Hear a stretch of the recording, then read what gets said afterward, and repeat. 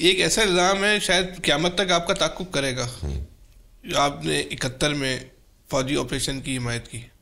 71 में फ़ौजी ऑपरेशन की हिमायत कहाँ पर? बांग्लादेश वाले। नहीं, 71 में फ़ौजी ऑपरेशन पाकिस्तान को बचाने के लिए जिद्दोजहद की और मुक्ति बानी का मुकाबला किया। हथियार नहीं डाले, ठीक है, हथियार नहीं डाले, पाकिस्तान बचाने की बात की।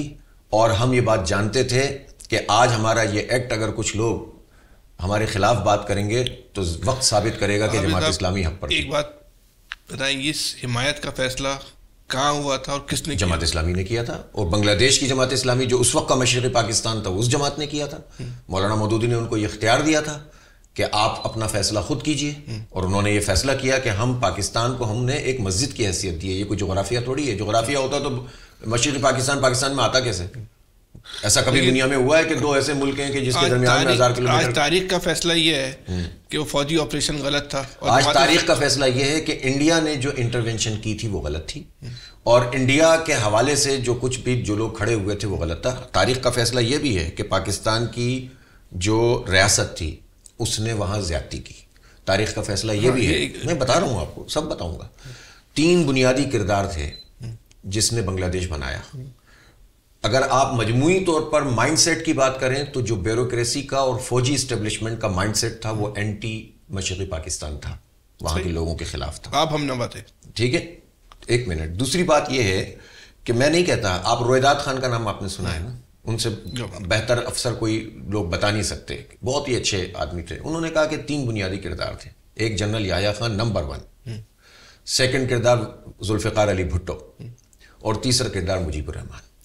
इन 3 किरदारों ने दर्जा बदर्जा अपना रोल अदा किया और उसके नतीजे में बांग्लादेश बना। अगर जनरल याह्या खान इस तरह से वो सारी हरकतें ना करते कि जिसके नतीजे में ये ऑपरेशन हुए और लोगों के अंदर ये सारी रिजेंटमेंट पैदा हुई, तो शायद ये ना होता। दूसरा है कि वज़ीर आज़म बनने के लिए जो भुट्टो साहब ने कहा कि उनके पास तो अक्सरियत नहीं थी, उन्होंने कहा भाई जो जाएगा ढाका टांगे तोड़ देंगे, और उधर तुम इधर हम।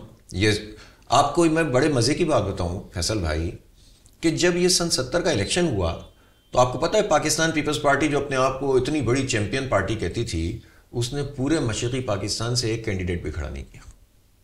कौमी असम्बली की किसी सीट पर एक कैंडिडेट भी खड़ा नहीं किया। इसका मतलब क्या था? इसका मतलब है कि वो पहले ही जहन बना चुके थे कि हमें इसको अलग करना है।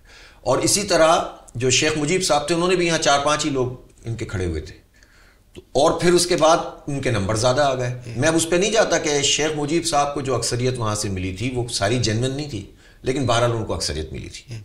वहाँ हर जगह पर तकरीबन जमात इस्लामी नंबर 2 पार्टी थी। और अब तो अदाद-ओ-शुमार ये भी आए हैं कि ऐसा नहीं था कि यकतरफा तौर पर अवामी लीग, सारे बंगाली अवामी लीग की तरफ चले गए थे। 17% बंगालियों ने अवामी लीग को वोट डाला था, 13% मुसलमान बंगालियों ने जमात इस्लामी को वोट डाला था। 17% मुसलमान बंगालियों ने अवामी लीग को और 13% मुसलमान बंगालियों ने जमात इस्लामी को वोट डाला था। लेकिन जो 8-9% हिंदू वोट था वो तकरीबन 100% जो है वो पोल हुआ उनके लिए अवामी लीग के लिए, जिसके नतीजे में अवामी लीग को वहाँ पर अक्सरियत मिली। और फिर जो बदमाशी और दहशतगर्द, मौलाना मौदूदी का जलसा उलट दिया था इन्होंने कुछ अर्सा पहले, जो मौलाना वहाँ गए थे, वो सब कुछ हुआ। लेकिन उस सब के बावजूद भी जमात इस्लामी का स्टांस ये था कि जिसकी अक्सरियत है उसका वज़ीर आज़म बनना चाहिए, लेकिन उन्होंने नहीं बनने दिया। तो ये सब वो मसाइल थे।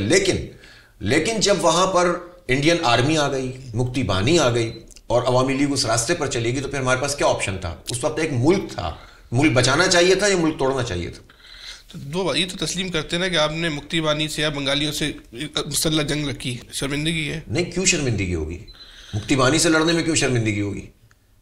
शर्मिंदगी उनको होनी चाहिए। और अब तो हालात ने साबित कर दिया ना, 50-60 साल, 50-53 साल के बाद बांग्लादेश के अवाम इस वक्त एंटी इंडिया है ना, तो हम भी एंटी इंडिया थे। इस सवाल को आगे बढ़ते हैं, एक सवाल ज़मीनी सवाल पूछते हुए, आप समझते हैं कि अगर पीपल्स पार्टी और याह्या खान गद्दार की वजह से वलीदा हुआ, तो आज जिस तरह भुट्टो का केस रीओपन किया गया, उनको उनकी मौत होना चाहिए, सब रीओपन होना चाहिए, उनको भी गद्दार डिक्लेयर करना चाहिए? बिल्कुल। जो जिसने भी पाकिस्तान तोड़ने में किरदार अदा किया, चाहे वो जितना भी ताकतवर हो, उसको रीओपन होना चाहिए। नहीं, रीओपन तो अलग बात, रीओपन में दोबारा गद्दार करार दें, जो गद्दार हो उसको गद्दार करार दें। ये थोड़ी है कि सिविलियन के लिए गद्दारी होगी और जनरलों के लिए जो है वो हुब्बुल वतनी के सर्टिफिकेट बांटे जाएंगे, ये थोड़ी होगा।